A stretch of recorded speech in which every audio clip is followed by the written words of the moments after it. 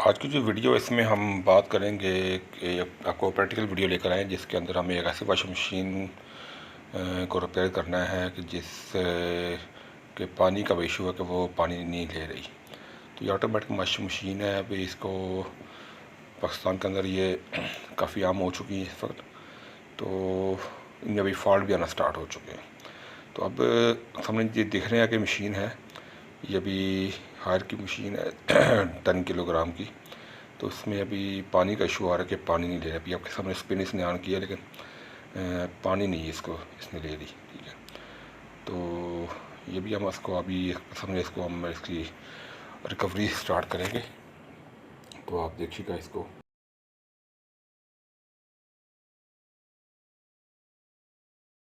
तो इसकी जो रिकवरी के अंदर सबसे पहले जो इस इशू में आता है वो है इसका वाटर इनलेट वाल्व का इशू। दो फॉल्ट हो सकते हैं, एक तो वाटर इनलेट वाल्व का इशू होता है, सबसे ज़्यादा यही इशू आता है इस केस में। दूसरा इसका पीसीबी कार्ड का इशू हो सकता है। लेकिन हम पहले वाटर इनलेट वाल्व को हम देखेंगे किसका किसका क्या इशू क्या सीन है। अगर वो उससे हमारे पास हल हो जाए तो हम हमारे पीसीबी को हम नहीं छेड़ेंगे। तो इसको हमने खोलने के लिए सबसे पहले इसका जो पीछे पाइप है पानी वो हम चेक करते हैं।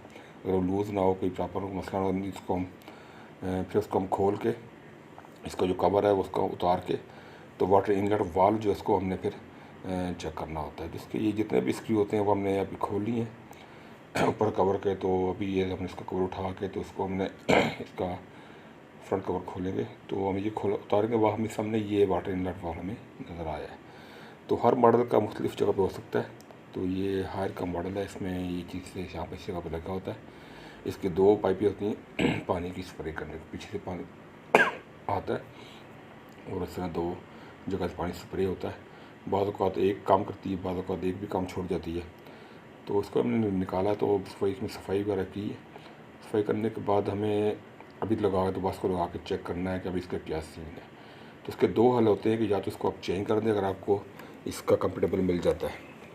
अगर नहीं मिलता, क्योंकि अभी ये नए मॉडल है, इनके स्पेयर पार्ट जल्दी अवेलेबल नहीं होते, थोड़ा सा टाइम लेती है कंपनी इसकी अवेलेबिलिटी इंश्योर करने में।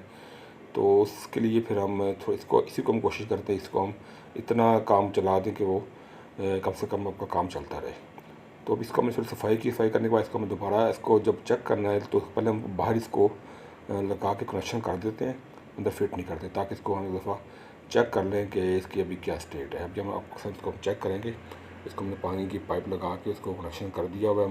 हम मशीन को ऑन करेंगे तो फिर आप देखिएगा इसमें क्या सीन आता है। अभी देखें बड़ा अच्छा प्रेशर इसका आ रहा है। एक होज इसकी बंद है लेकिन दूसरी होज से इसका प्रेशर आ रहा है। तो ये आपका इससे आपका काम चल सकता है। तो ज़रूरी नहीं कि दोनों होज से पानी आए, एक होज से भी पानी अगर सही आ रहा है प्रेशर के साथ जो सूटेबल प्रेशर है तो फिर भी आपका काम आपका चलता रहता है। इसको हम बार बार ऑन ऑफ करके इसको हम देख रहे हैं। तो इसके हमने इससे सफाई से ही हमारा इसका मसला हल हो गया है काफ़ी हद तक। तो उसके बाद दोबारा हमने इसको फिटिंग अपनी जगह पे करके जहाँ उसकी फिटिंग इसकी बनती है वहाँ पर करके इसको कवर है बराबर लगा के इसकी एलसीडी टच पैनल है उसको बड़े तरीके से उसको फिट करना है। और ख्याल है कि जो चीज़ अपनी जगह पे उसी जगह पे रखना है। जो स्क्रूज स्पेशली है उनको स्क्रूज को हर स्क्रू का अपना साइज़ होता है, उस साइज़ के हिसाब से ही जहाँ से आप खोला था उसी रिवर्स ऑर्डर में आपने इसको फिट करना है। अगर स्क्रू का ख्याल नहीं करते तो छोटे स्क्रू बड़ी जगह पे नहीं फिट होंगे, बड़े स्क्रू छोटी जगह पे फिट नहीं होते। तो ये इशू आपको बाद में आ सकता है।